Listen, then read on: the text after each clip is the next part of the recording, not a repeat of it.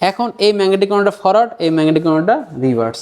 এখন এই ফরওয়ার্ড দিলে কি ফরওয়ার্ড ঘুরবে কি না, ফেজ সিকোয়েন্স ঠিক আছে কি না আমি জানি না, কিন্তু এখন আমরা জানবো এই মিটারের সাহায্যে। আমরা একটা ফেজ সিকোয়েন্স মিটারের কাজ শিখবো আজকে, ফেজ সিকোয়েন্স মিটার অথবা ফেজ ইন্ডিকেটর মিটার। তো এই ফেজ সিকোয়েন্স মিটারের কাজ কি, এটা আজকে আমরা বিস্তারিত জানবো। এটা কোথায় কোথায় ব্যবহার করব, এটা ব্যবহার না করলে কি সমস্যা হতে পারে। Line one, line two, line three, আমরা জানি 3 ফেজ লাইনে এই ফেজ সিকোয়েন্স মিটার কাজে লাগে, সিঙ্গেল ফেজ লাইনে এই ফেজ সিকোয়েন্স মিটারের কোনো কাজ নেই। তাহলে আমাদের যে কোনো জায়গা থেকে line one, line two, line three আমি নিয়ে আসবো। কোথা থেকে নিয়ে আসবো, একটা HDB বক্স হতে পারে, এটা ফ্লোর ডিস্ট্রিবিউশন বোর্ড হতে পারে, ওখান থেকে আমি বাস বারের মাধ্যমে line one, line two, line three নিয়ে আসলাম। এখন কোনো কালার নেই তারের, সব লাল কালার। এখন আমি একটা মোটরকে কানেকশন দেব। এখন একটা মোটরে বেল লাগানো আছে, এই বেলটা কি মোটর কি দুইভাবে ঘোরে, ফরওয়ার্ড একটা রিভার্স। কিন্তু এমন জায়গায় মোটরটা লাগানো আছে, ওই মোটরটা যদি উল্টা দিকে ঘোরে তাহলে কি আমার বেল্টের সমস্যা হবে, গিয়ার বক্সের সমস্যা হবে।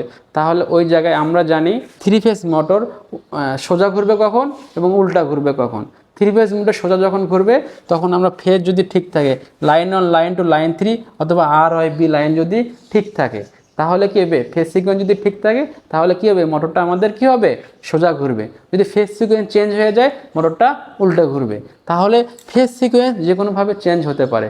বাসবার থেকে লাইন নিয়ে আসলাম, বাসবার থেকে লাইন নিয়ে আসার সময় 3টে লাল কেবল নিয়ে আসার কারণে কী হলো, ফেজ সিকোয়েন্স আমি বুঝলাম না কোন ফেজ কোথায় আছে, আর আরেক জায়গায় আছে না ওয়াইয়ের জায়গায় আছে। তো এই ফেজ সিকোয়েন্স মিটারের সাহায্যে আমরা কী করতে পারবো, এই ফেজের অবস্থান নির্ণয় করতে পারবো। এখন আমরা ফেজ সিকোয়েন্স মিটার কীভাবে কাজ করে, এটা ব্যবহার করব কিভাবে, এটা আমরা বোর্ডে গিয়ে একটা মোটর চালিয়ে দেখব। এখন আমরা একটা 3 ফেজ মিটারকে কানেকশন করেছি, যেহেতু ফরওয়ার্ড রিভার্স করছি আমরা, তো এটা বোঝার সুবিধার জন্য যে একটা মোটরকে সিধে ঘুরাবো আবার উল্টা ঘুরাবো।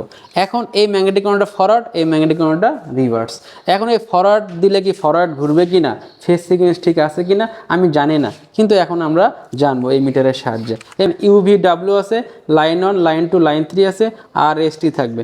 যখন আমি রেড, ইয়েলো, ব্লু দেবো তখন 3টা কী করবে এখানে শো করবে। যদি একটা ফেজ না থাকে তাহলে একটা লাইট জ্বলবে না। এবং এখানে আছে CCW, এটা CCW মানে কাউন্টার ক্লকওয়াইজ, আর CW হচ্ছে ক্লকওয়াইজ।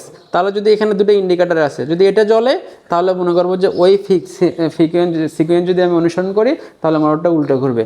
যদি লাইন দেওয়ার পর যদি এটা জ্বলে আমার ম্যাগনেটিক কন্ডাক্টরের ওপরের পাশে, তাহলে কি ওই লাইন দিয়ে ওই ম্যাগনেটিক কন্ডাক্টর যদি লাইন পাস হয় তাহলে কী করবে, উল্টা ঘুরবে। তাহলে এখন আমরা দেখব। তো আমি এখন সার্কিট ব্রেকার অন করে দিয়েছি, অন করার দেওয়ার পরে রেড, ইয়েলো, ব্লু, আমাদের যে লাইনের যে RYB এই সিকোয়েন্সটা, এখানে 3টা কালার আছে। তো এখানে কালারগুলো আমি ধরবো, রেড, ইয়েলো, ব্লু। আমার ফেজ আছে, দেখেন এখানে 2টা ফেজ শো করতেছে, আমি কিন্তু এখন একটা ফেজ লাগাইনি। তার মানে এটা দিয়ে আমি ফেজ মিসিংও বুঝতে পারবো যে ফেজ মিসিং আছে। তাহলে আমাদের ব্লু ফেজটা মিসিং আছে, দিলাম। দেওয়ার পরে কোন ইন্ডিকেটরটা জ্বলতেছে, ক্লকওয়াইজ CW। তার মানে এখান থেকে যে লাইনটা বের হবে, এর দিক থেকে যে লাইনটা বের হয়ে মোটরে যাবে, তাহলে মোটরটা কী করবে, এই ম্যাগনেটিক কন্ডাক্টর অন হলে মোটরটা কী হবে, সোজা ঘুরবে। তখন আমি এই ম্যাগনেটিক কন্ডাক্টর অন হলে রিভার্স হবে। তাহলে আমরা জানি যে 3 ফেজ মোটরে 3টে ফেজ যদি ঠিক থাকে তাহলে সোজা ঘুরবে।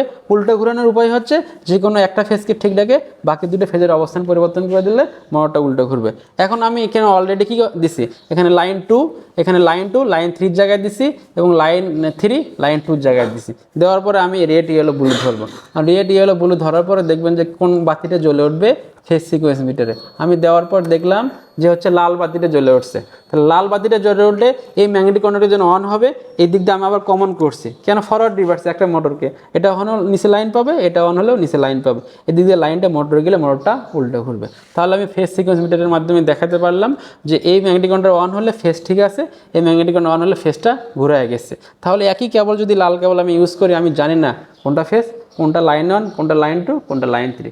যেসব জায়গায় খুবই গুরুত্বপূর্ণ জায়গায় যে মোটরটা উল্টো ঘুরানোই যাবে না, যে সুইচ ফরওয়ার্ড সেটা ফরওয়ার্ডেই কাজ করবে, যে সুইচ রিভার্স সে রিভার্সে কাজ করবে। এখন আমি সার্কিটটাকে অন করে দেখাবো যে ফরওয়ার্ড রিভার্স হচ্ছে কি না। এই সুইচটা হচ্ছে ফরওয়ার্ড, এই ম্যাগনেটিক কন্ডাক্টর অন হবে। তো ফরওয়ার্ড অন করার সঙ্গে একটা বাতি জ্বলে উঠলো যে মোটরটা কী হচ্ছে, সে সিধে ঘুরতেছে, মানে ফরওয়ার্ডের দিকে যাচ্ছে। এটা অফ করে দিলাম। অফ করে দিলে রোটেশনটা দেখেন সেদিক ঘুরতেছে।